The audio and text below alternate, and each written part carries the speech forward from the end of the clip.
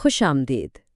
آج ہم micro economics کے ایک بہت ہی اہم موضوع یعنی پروڈیوسر کے رویے اور سپلائی کو سمجھیں گے۔ یہ سیشن خاص طور پر امتحانات کی تیاری میں مدد کے لیے بنایا گیا ہے تاکہ آپ تمام اہم کانسیپٹس کو آسانی سے سمجھ سکیں۔ اس ٹاپک کو پوری طرح سمجھنے کے لیے ہم اسے 5 حصوں میں دیکھیں گے۔ سب سے پہلے ہم سپلائی کے قانون سے شروع کریں گے، پھر سپلائی اور سپلائی کی مقدار کے فرق پر بات کریں گے۔ اس کے بعد کرو میں شفٹ اور موومنٹ کا فرق جانیں گے جو بہت اہم ہے۔ پھر ہم مارکیٹ ایکویلیبریم کو دیکھیں گے اور آخر میں کچھ امتحانی سوالات سے اپنی تیاری کو چیک کریں گے۔ تو چلیں شروعات کرتے ہیں سب سے بنیادی اصول سے جو اس پورے موضوع کی بنیاد ہے، یعنی سپلائی کا قانون۔ اسے بالکل آسان الفاظ میں سمجھتے ہیں۔ جب کسی چیز کی قیمت بڑھتی ہے تو اسے بنانے والوں یعنی پروڈیوسرز کو زیادہ منافع نظر آتا ہے، اور ظاہر ہے زیادہ منافع کمانے کے لیے وہ اس چیز کی زیادہ مقدار بنا کر بیچنا چاہیں گے۔ یہی سپلائی کا قانون ہے، قیمت زیادہ تو سپلائی بھی زیادہ۔ اور اسی تعلق کو ہم ایک گراف پر بھی دیکھ سکتے ہیں۔ یہ جو سپلائی کرو ہے یہ ہمیشہ نیچے سے اوپر کی طرف جاتی ہے۔ یہ صاف دکھاتی ہے کہ جیسے جیسے قیمت یعنی پرائس بڑھتی ہے، سپلائی کی جانے والی مقدار یعنی کوانٹٹی بھی بڑھتی ہے۔ اچھا، اب ایک بہت ہی اہم نقطے کی طرف آتے ہیں جہاں امتحانات میں اکثر لوگ کنفیوز ہو جاتے ہیں۔ چلیں سپلائی اور سپلائی کی گئی مقدار کے درمیان فرق کو بالکل واضح طور پر سمجھ لیں۔ اس فرق کو یوں سمجھیں، سپلائی کا مطلب ہے پوری کی پوری سپلائی کرو، جو ہر ممکنہ قیمت پر پروڈیوسر کا رویہ بتاتی ہے، جبکہ سپلائی کی گئی مقدار کا مطلب اس کرو پر صرف ایک نقطہ ہے جو کسی ایک خاص قیمت پر بیچی جانے والی مقدار کو ظاہر کرتا ہے۔ یہ امتحانات کا ایک بہت عام سوال ہے، تو بس یہ یاد رکھیں، جب پوری کرو کی بات ہو تو وہ سپلائی ہے، اور جب کرو پر کسی ایک پوائنٹ کی بات ہو تو وہ سپلائی کی گئی مقدار ہے۔ یہ فرق جاننا بہت ضروری ہے۔ پچھلے کانسیپٹ کو ذہن میں رکھتے ہوئے اب ہم ایک اور اہم موضوع کی طرف بڑھتے ہیں جو ایم سی کیوز کے لیے بہت اہم ہے۔ سپلائی کرو میں موومنٹ اور شفٹ کے درمیان کیا فرق ہے؟ یہاں ایک بنیادی اصول یاد رکھنے والا ہے۔ جب صرف چیز کی اپنی قیمت بدلتی ہے تو ہم اسی سپلائی کرو پر اوپر یا نیچے موو کرتے ہیں، لیکن اگر قیمت کے علاوہ کوئی اور چیز بدل جائے جیسے بنانے کی لاگت یا ٹیکنالوجی، تو پوری کی پوری سپلائی کرو یا تو دائیں یا بائیں شفٹ ہو جاتی ہے۔ تو وہ کون سے عوامل ہیں جو پوری کرو کو شفٹ کر سکتے ہیں؟ یہ 7 بڑی وجوہات ہیں۔ مثال کے طور پر اگر چیز بنانے کے لیے خام مال سستا ہو جائے تو پروڈیوسر ہر قیمت پر زیادہ سپلائی کر سکتا ہے اور کرو دائیں طرف شفٹ ہو جائے گی۔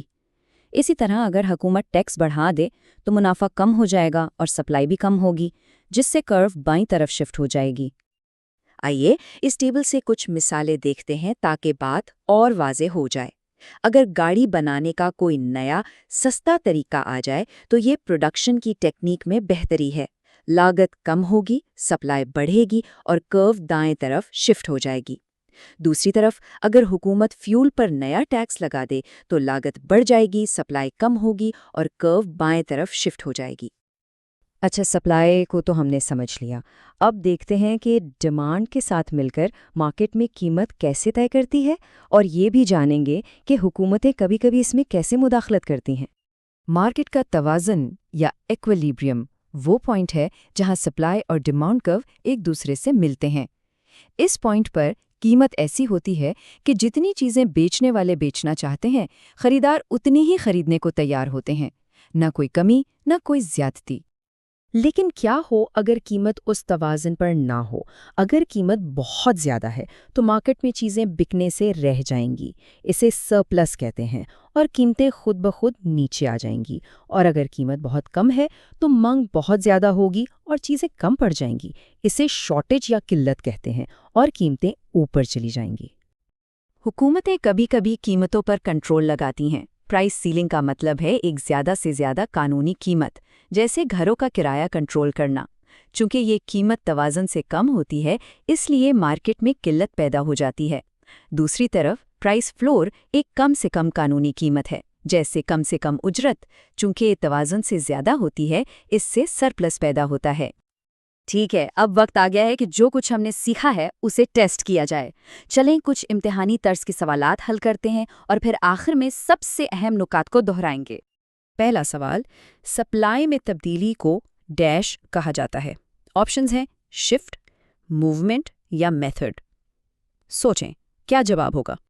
صحیح جواب ہے شفٹ۔ یاد ہے ہم نے بات کی تھی کہ جب ہم سپلائی میں تبدیلی کہتے ہیں تو اس کا مطلب پوری کرو کا ہلنا ہوتا ہے جو قیمت کے علاوہ کسی وجہ سے ہوتا ہے۔ موومنٹ غلط ہے کیونکہ وہ صرف قیمت کی وجہ سے ہوتی ہے اور اسے سپلائی کی گئی مقدار میں تبدیلی کہتے ہیں۔ دوسرا سوال، اگر ایک نیا انجن ڈیزائن کاروں کی پیداواری لاگت کم کر دے تو کاروں کی سپلائی کرو کیا وہ بائیں طرف شفٹ ہوگی، دائیں طرف یا اسی کرو پر موو کرے گی؟ صحیح جواب ہے دائیں طرف شفٹ۔ کیوں؟